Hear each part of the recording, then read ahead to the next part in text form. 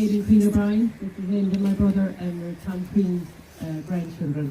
And so this plot of land was donated by my mum and my Aunt Mary, and then Mary tell you about who raised the funds for this. So the family donated as well, but it was raised, and this beautiful statue was erected in honour of Tom. I'm sure you're all familiar with the photograph of him with the pups, where he has the 4 pups, but they just did the 2 here. So this is Bill Shepherd, my partner, and in 2016, for the centenary of Tom's 3rd expedition to Antarctica, it was with Shackleton. My 2 sons and Bill and myself, we sailed 800 miles from the Falkland Islands to South Georgia, albeit in a nice dry boat, and down to South Georgia. And well, I attempted the traverse. They finished it. Unfortunately, I broke my leg on Crean Glacier, and it was 15 days before I got to my operation in Chile. Bill wrote a book about it called Honouring Tom Crean. So as well, today we have Mary Ward from the Annascaul Walking Club, a fantastic club here who honour Tom Crean. They have an endurance walk in the summer. It's a fantastic event. They bus us back to Dingle, and then we walk into over Connor Pass into Annascaul. And Mary and her colleagues are going to help us today guiding the walk. So we're going to go back to the burial place back in Ballinacurty, and then we're going to go up to Gortacran to Tom Crean's old family home. And then, so we'll have some refreshments there. and then we're going to come back to the pub. And I haven't a clue. So just a quick few words here. Tom retired in 1917, he got married in 1920. Now on the Scott expedition he was with Taff Evans, who was Welsh, and Taff always spoke about opening up a pub. Unfortunately Taff perished on the Scott expedition. They never made it back.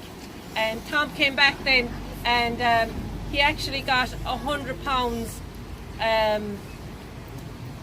check, I suppose, because he saved Evans's life, and then he had 2 pensions. So he came back to Annascaul, and he bought this old pub, and then he did it up. Next to it there was a blacksmith, obviously with the river and everything.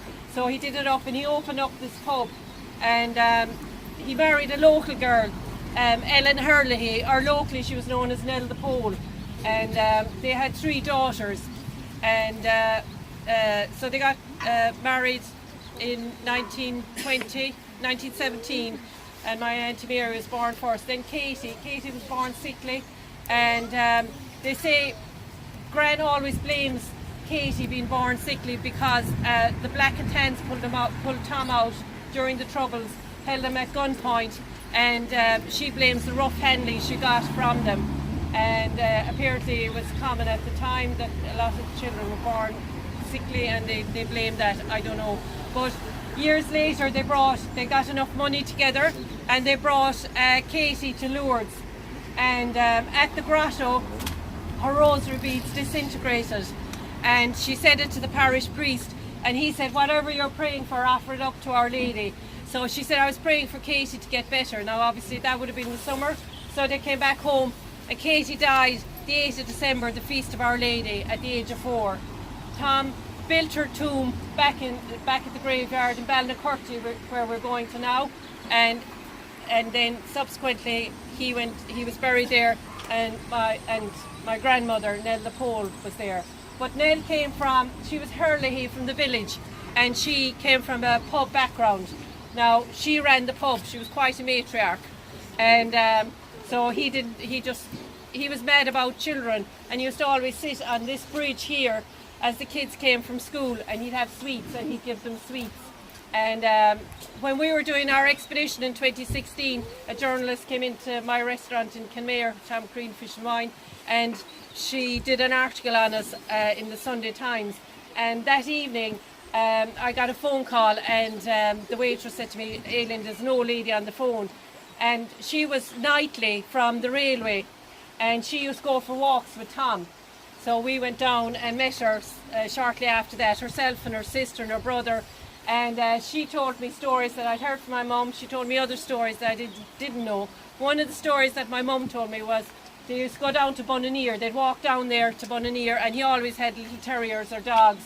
And this big giant of a man who saved so many lives and was so brave and so physically strong, mentally strong, his dog went chasing a rabbit. The dog fell down and died, and this big man was crying because his dog was died, and these kids, you know. But they were fascinated because they heard he had frostbite in his toes, and every time they go for the walk, he'd bathe his feet in a basin of water when he come back in. But Gran wouldn't allow them into the house. She'd bar them, but someday she must have been missing and they got in. And she said, we looked at his toes, and he had 10 toes. He was no longer our hero.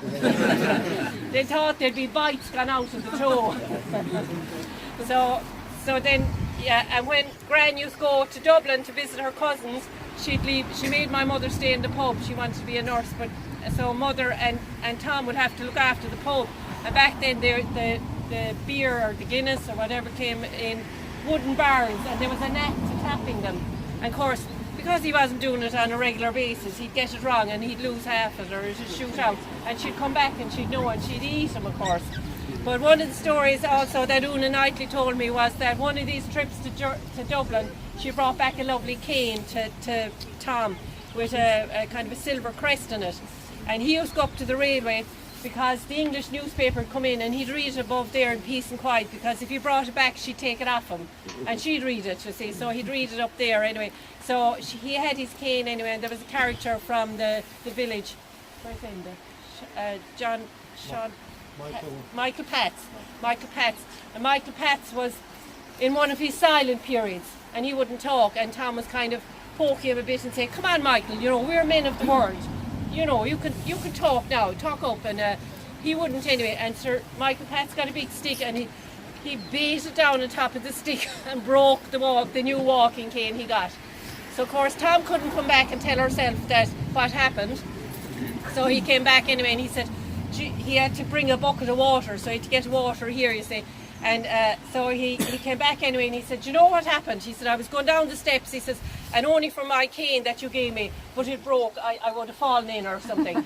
But that was all right. And she's giving out mad about the county council, and they're doing everything for Tralee and Killarney and everything, and they were doing nothing for here, you see. And then the next day, young John Knightley used to have to bring down the milk, and he came down and he said, oh, Mrs. Crean, do you hear what Michael Pat said to the kids? So he left the cat out of them. And so as I said earlier, this giant of a man, you know, he cried when his dog died. And Una Knightley that I met in 2016, she told me they used to go for walks, as I said, back to Bunanier, but they'd also come up here and they'd pick the wild flowers along the way, and they'd put the flowers on Katie's grave, you know. So, and he loved children. He was a real family man, even though he had done 3 huge Antarctic expeditions, the only one in Ireland to do it, and he was always noted in like, we're indebted to Michael Smith for writing Unsung Hero, because the story would have died with him. And he retired to Annascaul. Now obviously in 1920 there was the problem with the Civil War and everything, so he couldn't say he couldn't talk about what he did. But I don't think he was that type of man. It was like a chapter in his life that he closed, and now he was settled down, even though Shackleton looked for him to go on a 4th expedition, and a couple of years earlier he had said he might go, but then I think he said to Shackleton, I have a long-haired pal now. But my grandmother, she lived with us until 68, and she was quite a matriarch, so I'd say she was telling him, you're not going anywhere. Because she lived with us in Ballyvelly, and we had just a 3-bedroom house, and she had the biggest room. I don't know where the rest of us slept, because there was 5 of us, we were top and tail and whatever, but she was thumping the ceiling for my mother to bring the breakfast up to her, and poor mother had 3 under 3 at that stage, you know. But the one time that my mother heard Tom stand up to Gran was a Good Friday, because the train used to come from Dingle that time, from Tralee back to Annascaul and back to Dingle, and they'd stop in Annascaul. and Tom threw on a big feed of rashers and sausages one Good Friday morning. And, it wasn't Good Friday, but it was a regular Friday, and you weren't supposed to eat meat. And of course, herself was up in bed, and she smells the rashers and sausages, and she roars down at him, "Tom Crean, do you realise what day it is?" And he said, "I do, and if I your fat arse in the Antarctic, I would have taken a slice of it."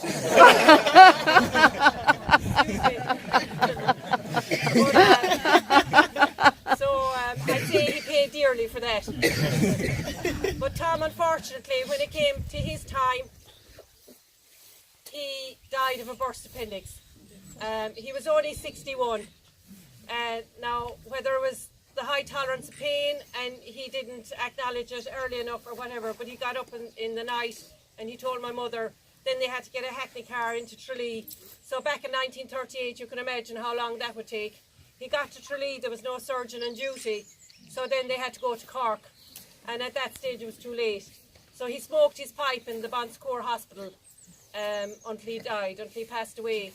And apparently it was the biggest funeral ever in Annascaul. And Teddy Evans, whom he was instrumental in saving his life, that was on the second expedition, 1910, when Scott and Amundsen had the race to the pole. And 150 miles from the pole, Scott, the men didn't know who Scott was going to choose for the last leg of the journey to go to the pole.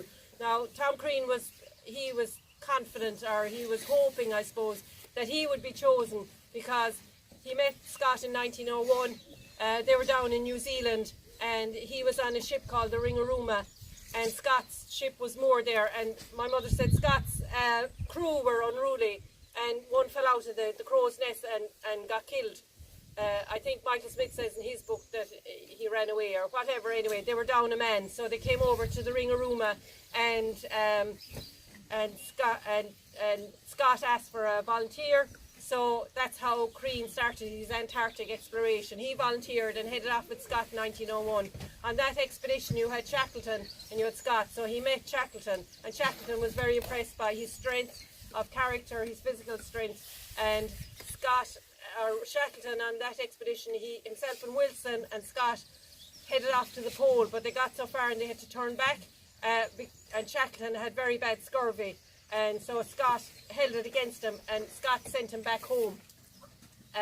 So actually Shackleton went later on an expedition. He got within 97 miles of the pole, which is the closest, but he knew that they would die, himself and his men would die, and he turned back and he sent a message to his wife saying, "Better to be a live donkey than a dead lion." So Crean was buried here, but in the 1901 and 1910 expedition, when it was Scott and Amundsen were racing to the pole, and Scott he came into the tent the morning he was choosing the men to go to the pole for the final leg of the journey. And Crean was a smoker all his life, like a lot of the sailors were, because part of their wages were paid in tobacco, I'd say, for sanity. And so anyway, Crean was coughing, and Scott came into the tent and he said, "That's a bad cough you have there, Crean." So he knew he wasn't going to be chosen, and he said, "I know the sound of a half-sung song, sir," which was, quite a thing to answer back, to his senior like that. But he knew, and he was gutted, and so Scott and Crean and Evans and Lashley walked a couple of miles with them towards the pole, and they said again Crean cried.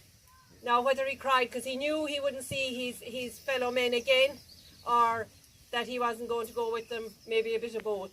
So he turned back. Now a lot of the historians say that if Crean had gone with Scott, that Scott would have survived, because when they went back in the spring and found their bodies and got Scott's diary and brought it back and covered them in. They were only 11 miles from One Ton, the next food station, but there was just a blizzard and they couldn't go the 11 miles. But some of the historians say that Scott sent Crean back with Evans because he knew Officer Evans was weak, and that Crean would get him back, and that's exactly what happened. And they got Evans got sick, and they ended up man-hauling him, and he said, "Leave me." but they disobeyed him again, which was a big thing, to disobey your officer. But they manhauled him. Now, they were weak themselves and they had hardly any food. So they got within 35 miles of base camp, and Lashley and himself had a chat, and he said, you know, we can't manhaul him anymore, we're too weak. So Crean said, I'll go back.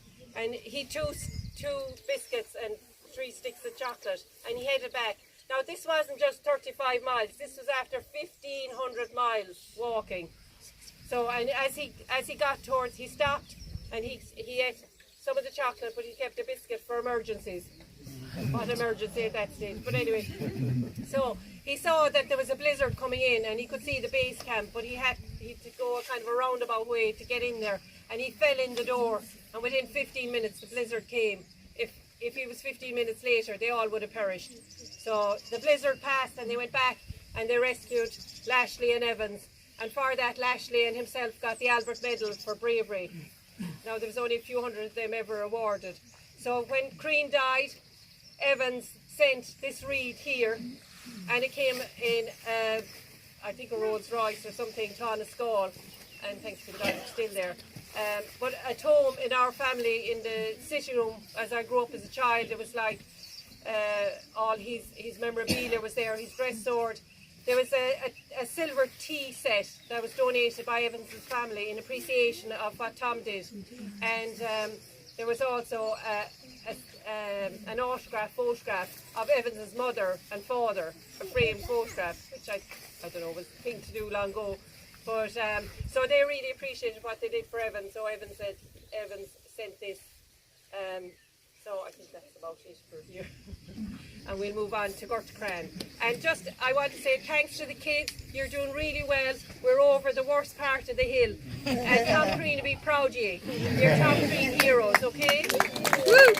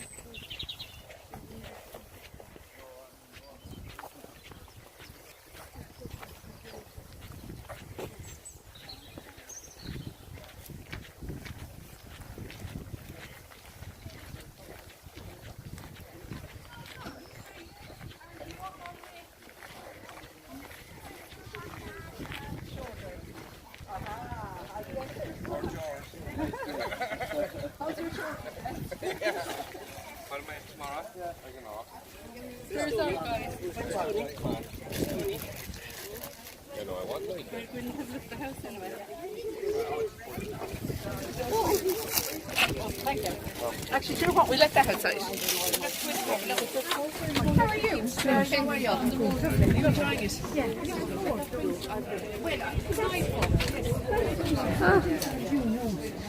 No. We do this in October.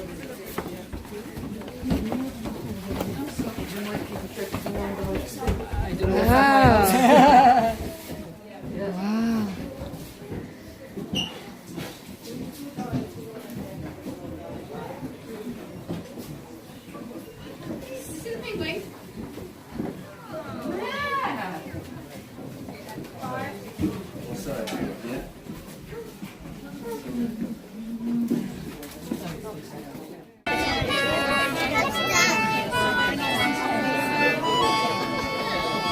It's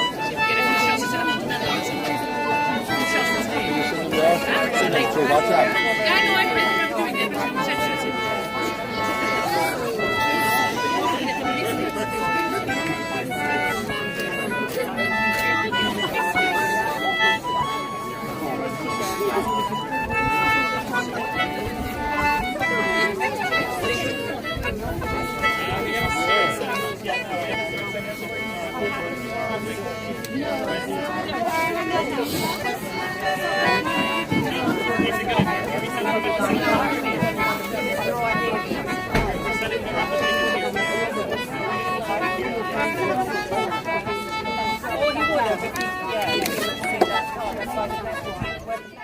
a few words, please.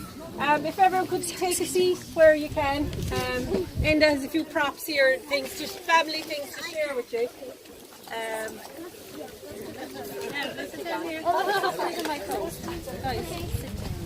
But just while we're here anyway, this is Tom's family home, and he came from a family of 10. So I suppose it was a good enough size home for us. But just one thing I wanted to read out, because I wouldn't remember it. When Shackleton advertised for men to go on the endurance trip, now when you think of it, the pole was conquered at this stage, but he was still enthralled with Antarctica, so he wanted to do a trans-Antarctic trip.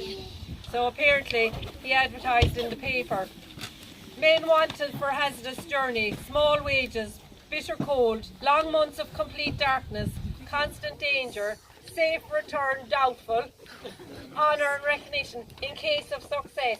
And he got 5,000 applicants. So there was a bit of madness there. Oh yeah, and then with all the applicants, they divided them into 3. So there was the mad, the hopeless, and the possible. So Tom Crean was one of the possible. But I'll hand you over to Enda here now, and he'll give you a few words. Sorry about the delay with the coffee and tea. That was my fault. I left it inside in Tralee yesterday. This is a photo of a replica of the James Caird boat. It was about 21 feet long, and it's the famous boat that they traversed the South Atlantic, about 800 miles. They shouldn't have survived. They did. In this particular one, which featured an all-Irish crew, Mike Barry from Tralee was in it, and they were trying to replicate the journey from Elephant Island to South Georgia. And halfway through, they hit a storm, and they hit it twice, and the boat flipped over twice. And Mike Barry was describing it to me. He said it wasn't like, you know, you normally see a boat just flipping over.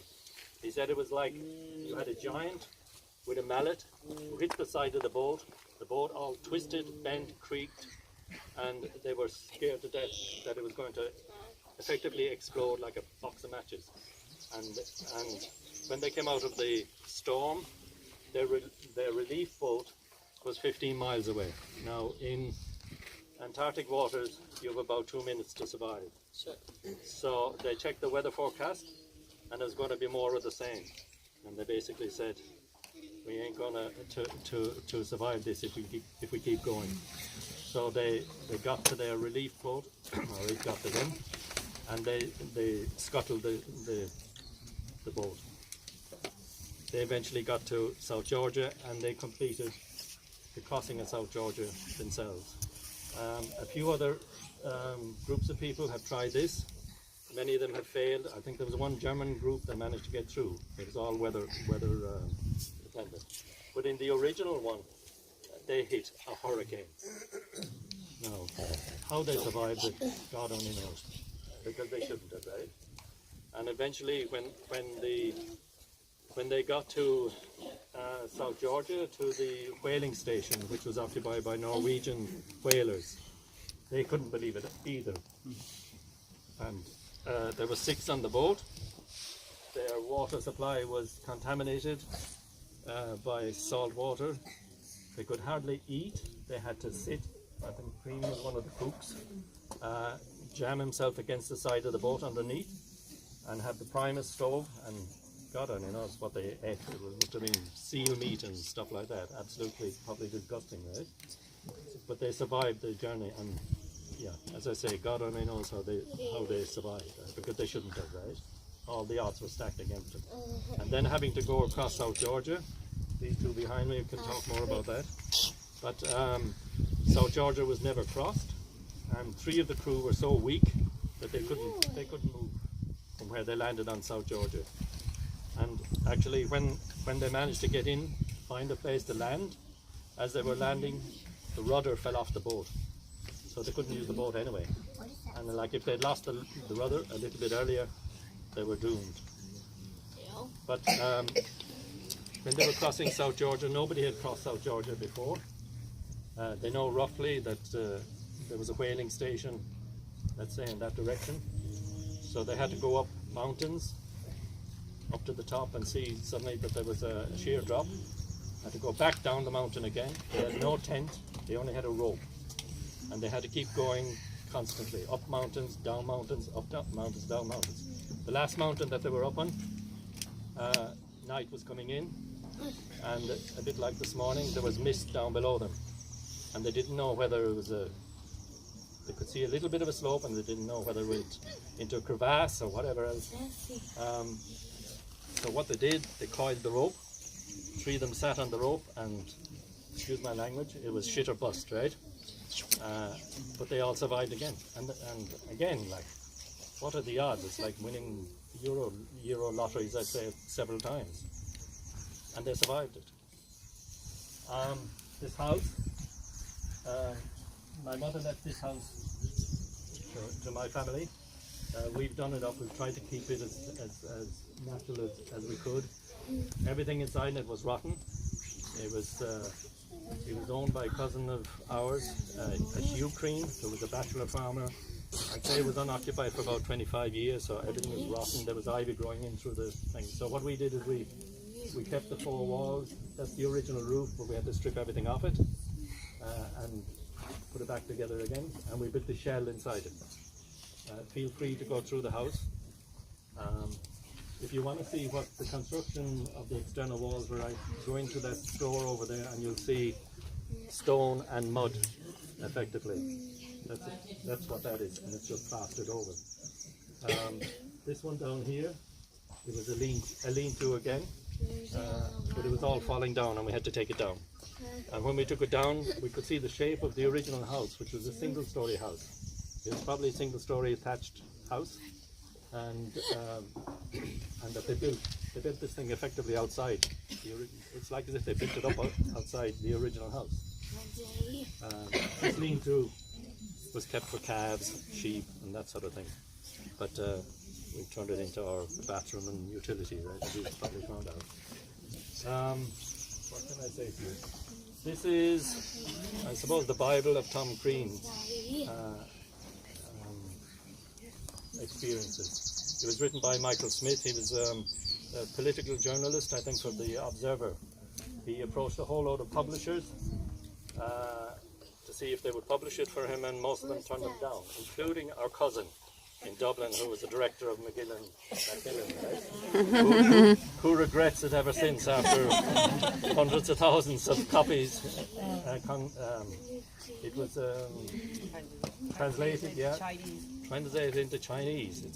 And Michael, ever since, he's been coming back to Ireland. He's actually coming back next month with a group from the Shackleton Association. And he, like these two behind me, he because it's on the national curriculum of the primary school, he's constantly giving talks to schools, the school kids, because school kids they find the Tom Crean story fantastic.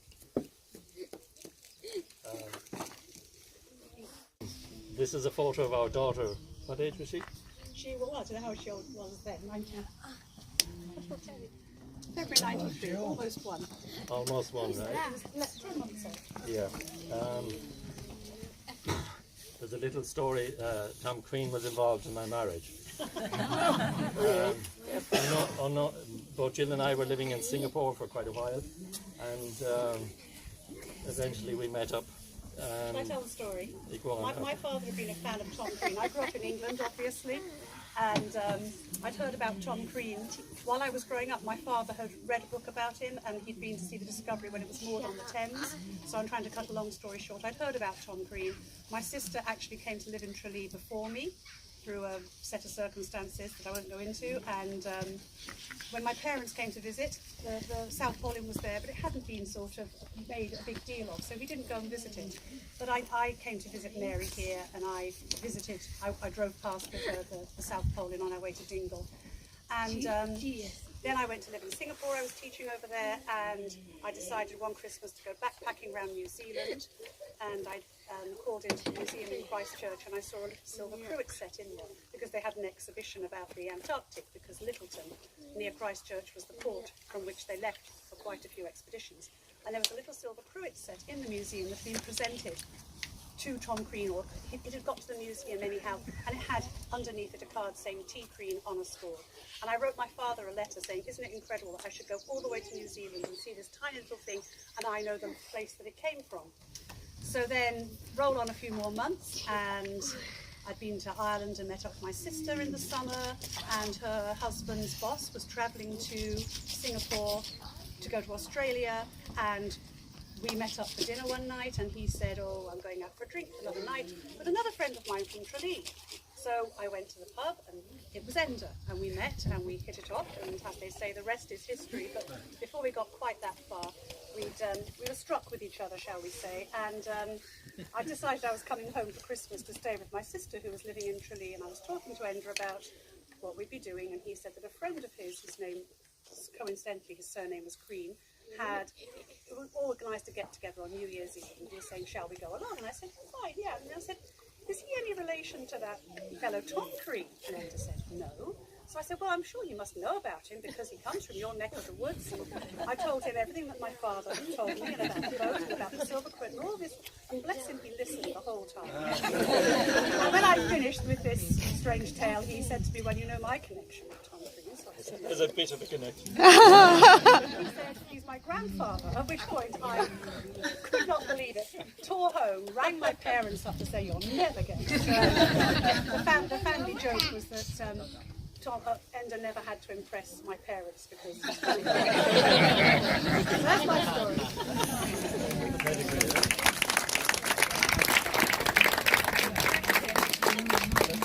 As I say, I think Tom Crean not only was involved at that point in our lives, but we were trying to arrange the marriage. We were supposed to get married in England first of all, and then for various complications, we said we'd get married in Ireland. And Aileen Lesser, that was working in a hotel down in Kenmare, so we approached Aileen, any chance you'd organise it, right? And she said, what date do you want, right? And we said anything from the 1st of July to the 31st of August, because that was our holidays, right? And everything rolled on, and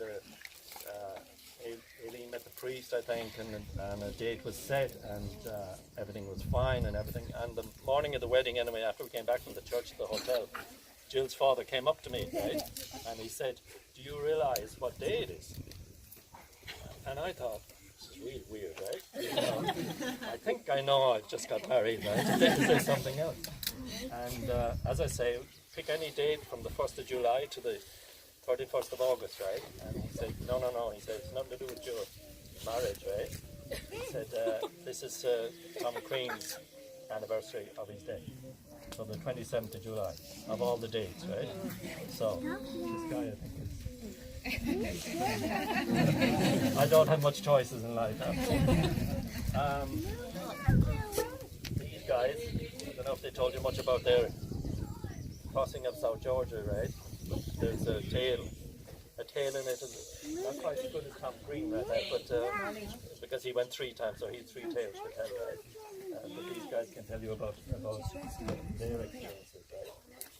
Most of you probably have heard of Aidan Dooley. Aidan does the one-man show, right? And this all happened by accident. Again, it's a bit like me meeting herself, right? In the Maritime Museum in Greenwich in London, they decided to do an exhibition called South, where they were having Shackleton and Scott, and they were having Amesden, and they were doing an exhibition. And what they do is that they get an actor to take on the role of somebody who's been in the tree, right? And he has to learn about how to talk to the kids as well as talk to all the adults, right? And this guy in Dooley has got an educational company, right? in England, and he was picked right, and out of that developed this, and a book. So if you're interested in more reading, or if you haven't seen the show yet, Aidan is actually coming to Kerry in October, and he's offered to do a free show for us, right, for Down syndrome, which is really appreciated, right? So keep an eye on our Facebook page for that. I just want to say a few words. I know that some of you will be aware that yesterday we had a big cycle event going through Annascaul called the Unsung Hero event. It's a training cycle for the Tour de Munster, which is one of our main annual fundraisers. It raises funds for all the Munster branches of Down Syndrome Ireland. And the cycle race yesterday is called the Unsung Hero Cycle, but it's also very important to us because we are undertaking it, and we've named it in memory of one of our members, Emily Curhan, who was a member, along with her family, of Down Syndrome Kerry. Unfortunately, she passed away 3 years ago. She was a very brave girl. When she was a baby, she was diagnosed with leukemia, and she fought that, and she came through it after a lot of quite an ordeal for herself and her family. And her family had always been hugely supportive of Down Syndrome Kerry, putting a lot of hours and time and effort in. Her father, John, continues to be the main support for Kerry branch when we're organising the Tour de Munster actual cycle event in August. He quietly behind the scenes in an uneffacing way, he just organises it without us noticing. He is an incredible support, and he continues to be. And unfortunately, Emily was diagnosed with a second round of cancer, which she didn't survive, and she just died 3 years ago. And it's particularly poignant because today is her 19th birthday. So just for a moment, I'd like everyone just to remember Emily. I know most of you didn't know her, but like all of our children with Down syndrome, she was a very special girl. She had a fantastic, cheerful personality, and that remained with her to the end. She was inspirational to all of us, and she's a very special person in our hearts and the hearts of everybody in the Down Syndrome Kerry family. So just wanted to say that. So, and a big thank you to the Curhan family who are here today. Mother Nora, and her sister Ada, and her father